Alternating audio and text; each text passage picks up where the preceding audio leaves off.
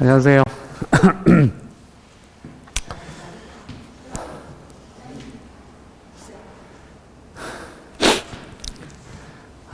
제가 올해 이제 마지막으로 설명회를 이제 하게 될 것 같습니다. 제가 사실 이제 3학년반 수업을 하다가 이제 1, 2학년을 이제 수업하게 된 계기가 뭐냐?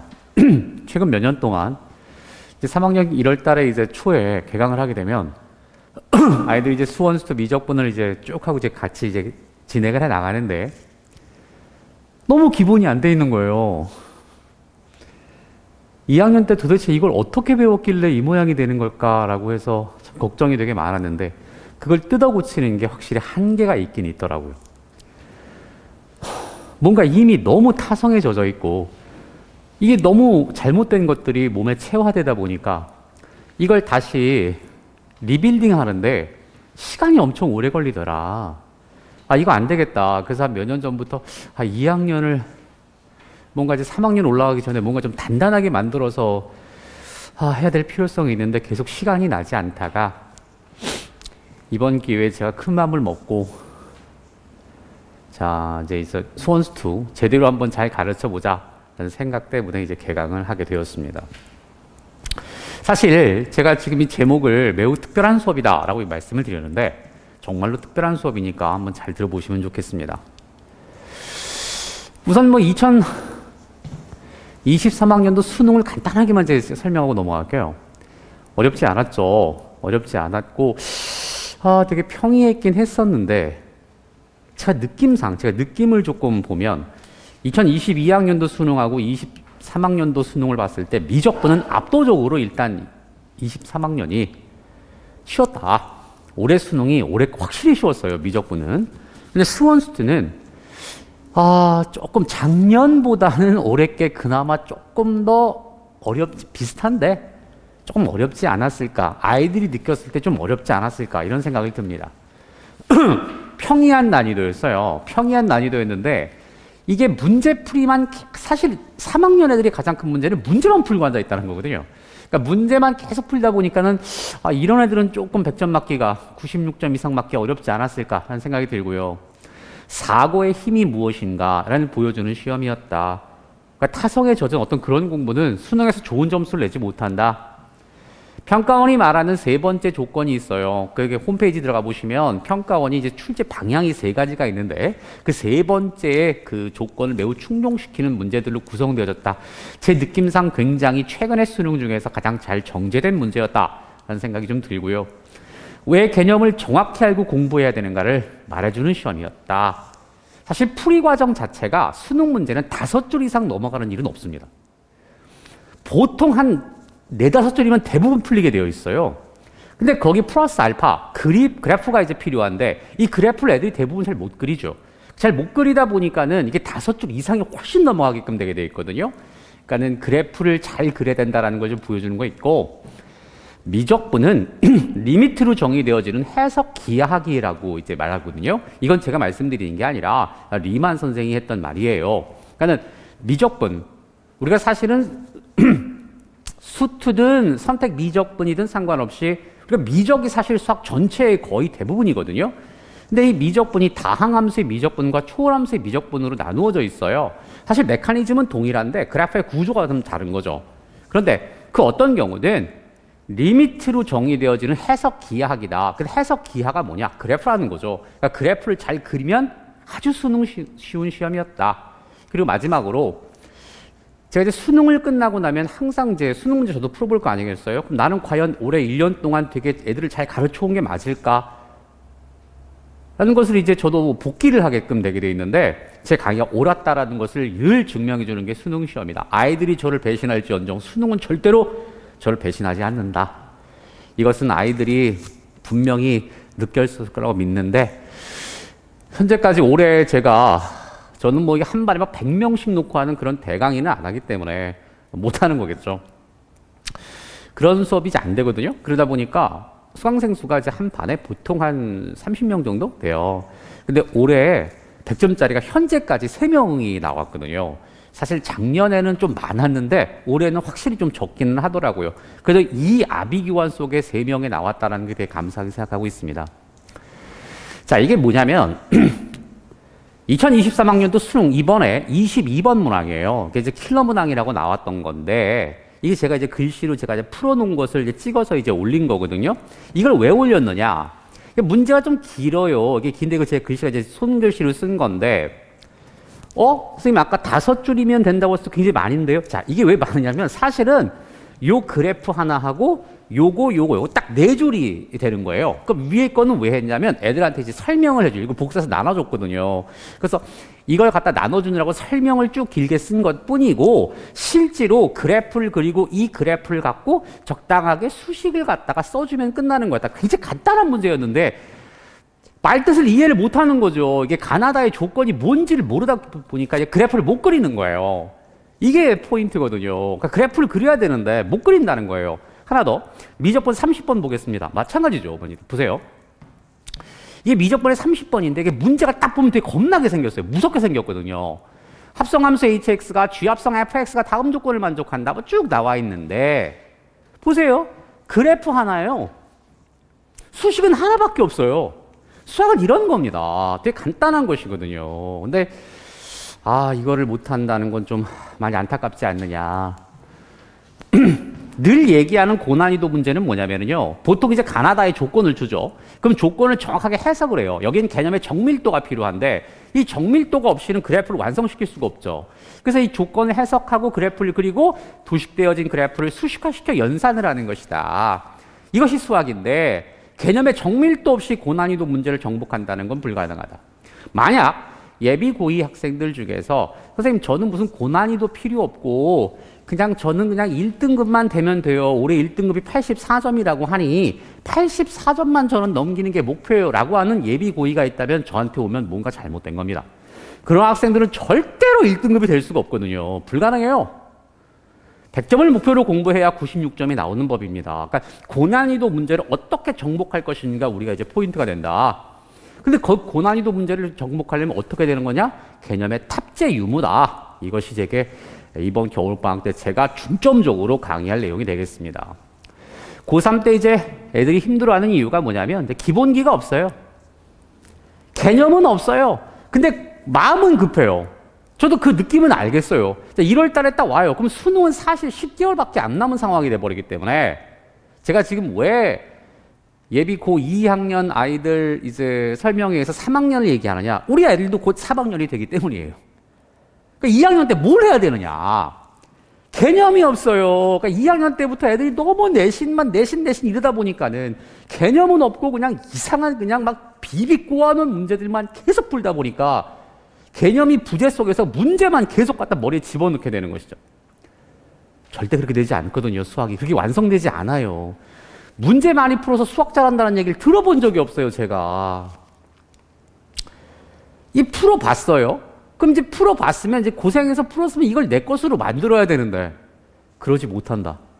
내 것으로 만들지 못한다. 그러니까 계속 밑 빠진 독에 물을 붓고 앉아있다. 이게 답답하다는 거죠. 심지어 제가 냈던 어떤 수학 문제가 있어요. 이걸 한 달 뒤에 다시 내잖아요? 그럼 또 틀려요. 와, 이게 진짜 미치겠단 말이죠, 이게. 분명히 풀어보고 맞춰야 되는데, 이 똑같은 문제를 컨트롤 C, 컨트롤 V를 해도 한 달 뒤에 또 틀리더라? 이게 뭐 하는 건지 모르겠다라는 거죠. 이게 어중간한 애들, 이게 4번이 문제인데, 이 어중간한 애들이 전교 1등은 원래 계속 어려운 문제만 풀지 않습니다. 이 어중뛴 애들이 있어요. 그리고 100점도 못 맞아. 그러면서 시험이 끝나면 책상을 들이치면서 그냥 이번 시험 너무 쉽지 않았냐 그러면서 계속 정신승리를 해요. 100점도 아니면서. 수능은 문제 푸는 테크닉을 요구하는 시험이 아니에요. 그러니까 개념을 정확하게 알아야 된다. 수학 어떻게 시작해야 되느냐. 끈질겨야 해야 된다. 내가 이미 알고 있다는 착각을 버려야 된다. 개념에 충실한 공부를 한다. 이게 진짜 제가 이번 겨울방학 때 하고 싶은 얘기가 바로 이겁니다. 기본 개념에 매우 충실해야 된다. 문제를 풀 때 왜 이런 애들 있잖아요. 그건 고1, 2, 3 똑같은데 개념은 막 공부했어. 근데 막상 시험을 보면 하나도 생각이 안 난다는 거죠. 그 왜 이런 현상이 생기냐? 혹시 한 번씩은 들어봤을 거예요. 저도 맨날 듣는 얘기인데요. 이게 왜 그러냐면 평상시에 개념을 공부했으면 이 개념을 갖고 문제 실어서 푸는 연습을 해야 되는데 애들은 거길 딱 닫아요. 그냥 칸으로 딱 닫아버리고 나서 그냥 계속 문제만 푸니 이게 문제가 된다. 그러니까 개념을 결합시켜서 푸는 연습을 하지 못한다는 게 문제거든요. 평상시에 이런 연습을 제가 좀 꾸준히 좀 시켜보려고 한단 말이죠. 수학은 정복할 수 있는 과목이에요. 고난이도 문제 적응하는 연습을 해야 되는데 사실 고난이도 문제, 그러니까 어려운 문제가 다 좋은 건 아니에요. 그런데 대부분 약간 난도가 있다라고 하는 것은 두 가지 이상의 개념이 결합된 문제들을 말하는 것인데 그러니까 고난이도 문제를 계속 좀 적응해서 그 이 실타래를 잘 푸는 연습을 해야 돼요. 아무래도 고난이도 문제가 조금 문제가 좋을 확률이 꽤 있으니까요. 근데 이는 개념이 자리 잡힌 상태에서만 이게 문제를 풀어야 되는 거지 개념 없는 상태에서 고난이도 푸는 것은 오히려 독이 된다. 수학의 80%는 기하학이다. 기하. 그래프라는 거죠. 그래프를 그려서 접근하는 공부를 해야 된다. 이걸 대수학적으로 풀어서 하는 것도 물론 중요하죠. 근데 그걸 갖다가 눈으로 시각적으로 표현할 수 있는 그래프는 더더욱 중요한 것입니다. 그러니까 그래프를 그려서 연습하는 공부를 해야 된다. 근데 대부분의 애들이 수학을 좀 못하는 애들은 뭐냐? 연습장을 보면 사이즈 딱 나와요. 연습장 딱 보면 일단 수학만 푸는 연습장도 없을 뿐만 아니라 그냥 아무데나 그냥 빈 종이에다 수학 풀고 찍어 갖다 버린단 말이죠. 영혼을 버리는 것과 똑같아요. 그 아이들이 딱 보면 그래프가 사실 거의 없어요. 공부를 잘하는 애들을 보면 그래프가 굉장히 많거든요. 그런데 못하는 애들을 보면 그래프가 없는 걸 못 그리는 거죠. 이 수식이 뭘 말하는지 그 의미를 깨닫지를 못하기 때문에 그래프를 그릴 수가 없다. 직관적으로 볼 수가 없다란다. 바로 그거다. 마지막으로 좋은 선생님을 만나야 돼요. 제가 참 이게 참 문제인데요. 제가 제치동에서 강의를 한 지가 이제 10년 됐습니다. 자, 그런데 안타깝게도 이게 이 동네가 너무나 상업화되어 있다, 진짜. 물론 학원도 먹고 살아야 되니까 그렇기는 한데 선생님도 마찬가지고요. 이게 너무 상업화되어 있다 보니까 그냥 너무 자극적인 것들만 가르친다 그 얘기죠. 특히 고3에서 그런 일이 많은데 수능에 나오지도 않는 것들 진짜 말도 안 되는 그런 문제들을 마술처럼 풀어내는 방법들이 있어요. 그럼 애들은 그걸 보면서 우와 이런 거 진짜 어리석음의 끝판왕들이거든요. 우와 멋지다. 그런 거 안 나와요.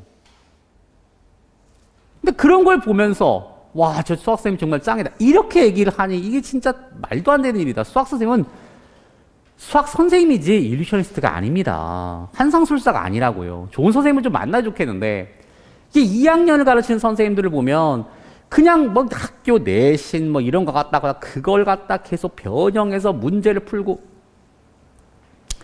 제가 3학년 애들 곧 개강하잖아요. 그래서 애들한테 항상 하는 소리가 뭐냐면 제발 겨울방학 때 기출 좀 풀지 말라는 하거든요.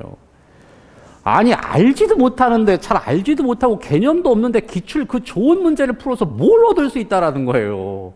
일단 개념을 쌓아야죠. 개념을 쌓고 이 문제가 그래서 정말 주옥 같은 문제구나. 참 멋진 문제구나.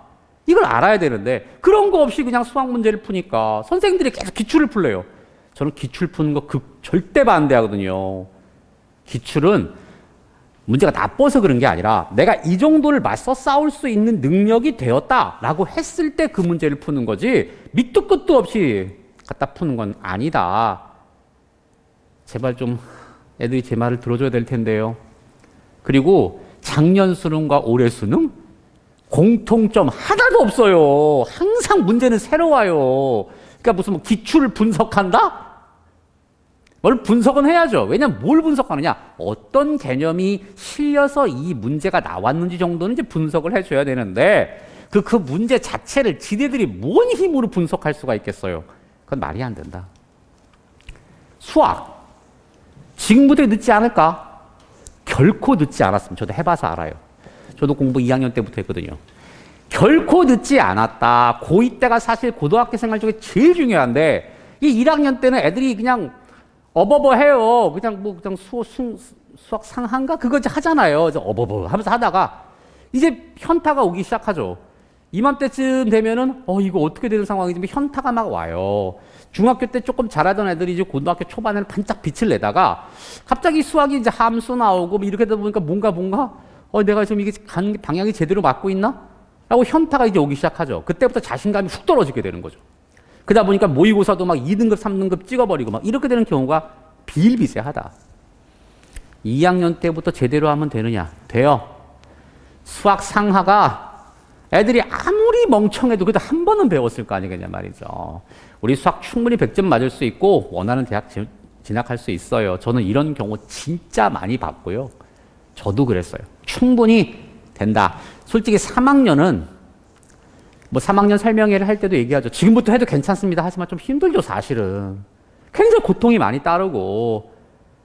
그리고 2학년 때 열심히 공부한 아이하고 열심히 안 한 아이가 3학년을 똑같이 올라왔을 때 이게 만약에 똑같다면 2학년 때 열심히 한 아이들이 너무 억울하잖아요. 2학년 때 되게 중요하다. 수원 수투가 정말로 이제 수능과 직결되기도 하고 정말 베이스를 까는데 매우 중요하기 때문에 정말로 2학년 때 이번 겨울방학 잘 보내셔야 된다. 제가 정말 충심으로 말씀을 드립니다. 제 강의의 특징이 있는데 뭐 이건 제 자랑이니까 넘어가겠습니다. 별로 중요하지 않아요. 뭐 이런 게 있어요. 자, 이제부터 제가 이제 2학년 어떻게 수업할 건지에 대해서만 이제 설명할 텐데 1월 3일 날 수원 개강하고요.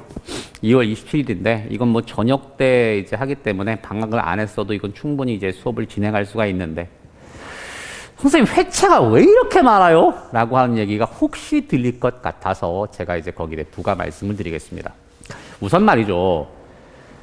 뭐 다른 학원에서는 무슨 뭐 수원 수투를 뭐 18번 만에 끝내는 학원이 일단 말이 안 되는 게 그게 3학년은 가능해요. 이게 3학년은 18번에 끝낼 수가 있단 말이죠. 수원 수투 합쳐서. 그런데 이게 수원 수투를 합쳐서 큰 대단원이 15개의 단원이 있어요. 단원이 15개거든요. 아니, 그럼 15개 대단원을 18회에 끝난다는 얘기는 하루에 한 단원씩 끝난다는 얘기인데 평균. 말이 안 되는 거예요.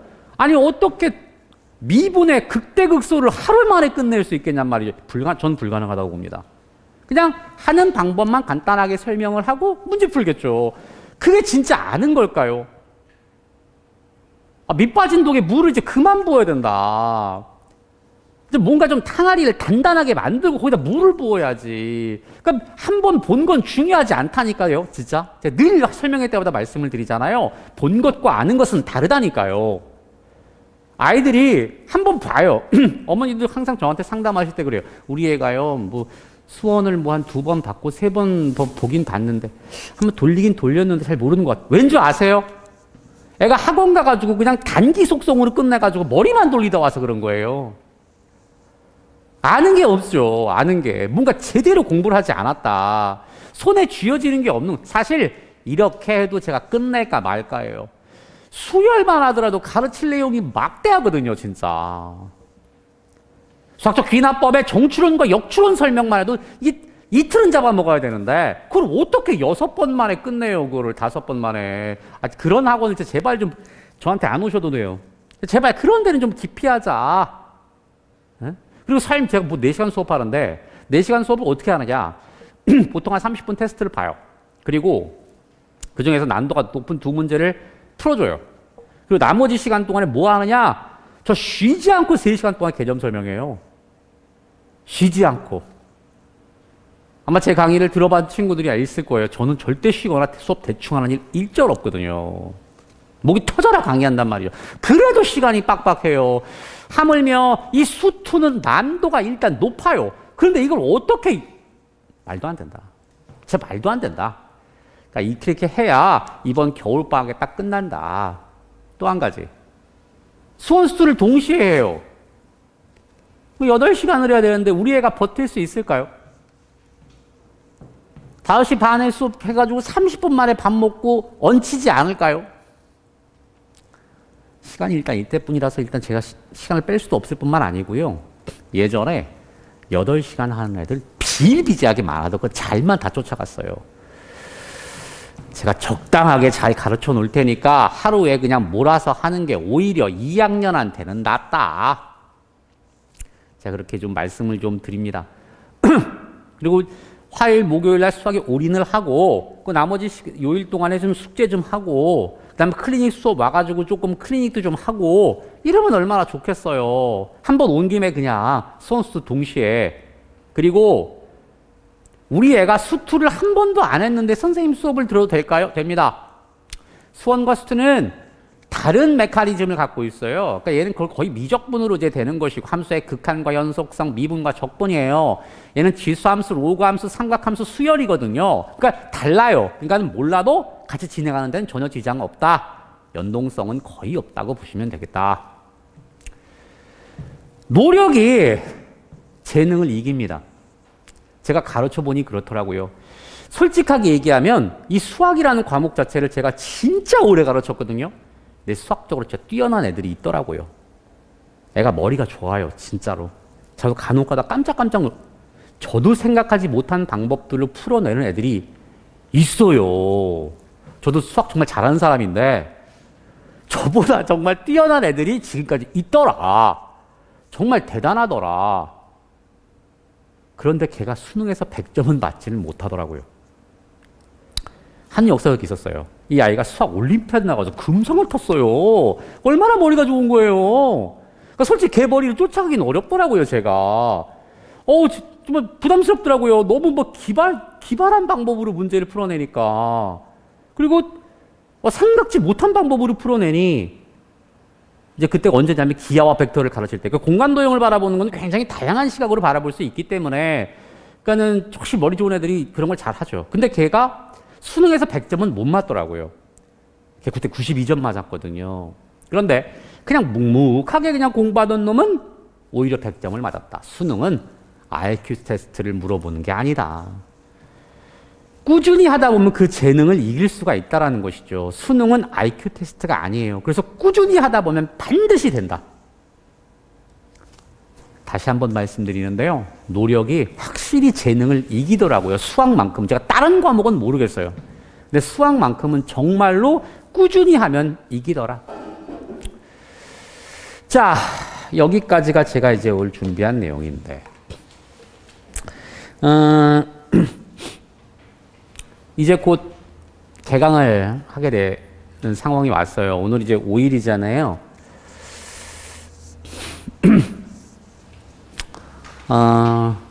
이번 겨울방학 때 제가 어떻게 수업을 할 것이냐. 일단 마지막으로 간단하게 설명할게요. 저는 개념을 진짜 단단하게 가르치는 수업을 일단 하겠습니다. 정말 개념이 아까 수학이 딱 이번 겨울방학이 딱 끝나게 되면 대충 손에 쥐어지는 것이 있다. 라게 한번 잘 가르쳐 놓도록 하겠습니다.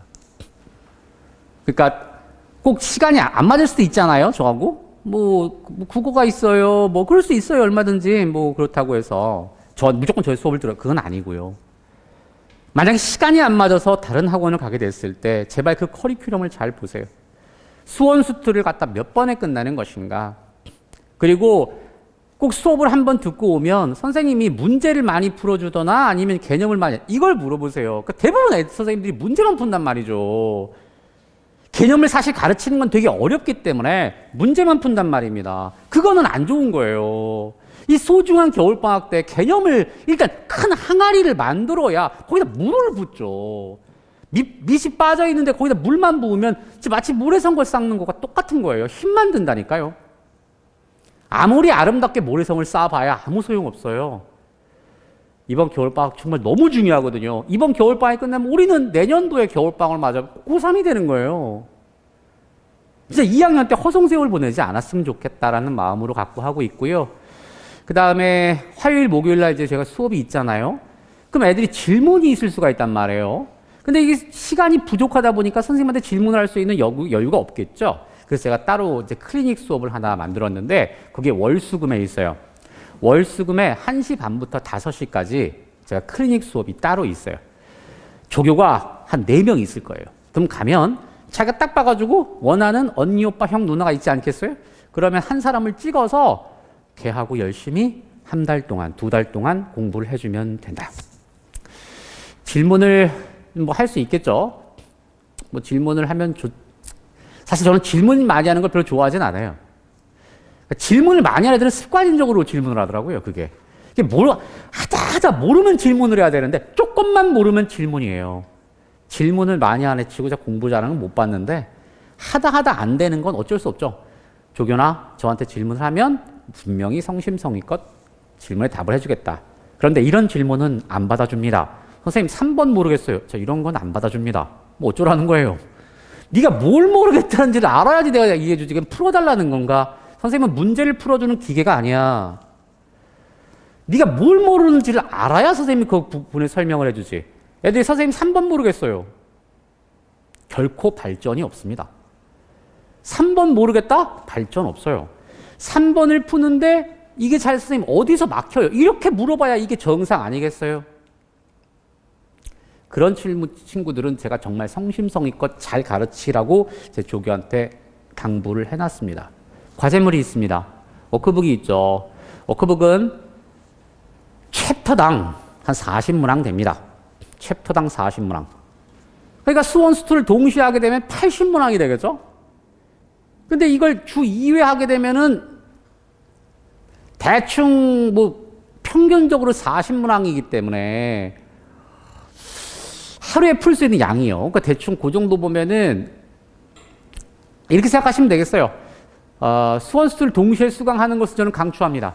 수원, 수투를 동시에 강추하면 얘네들이 하루에 풀 수 있는 양이 대략 한 40개 정도라고 보시면 될 것 같아요. 40개. 한 40문항.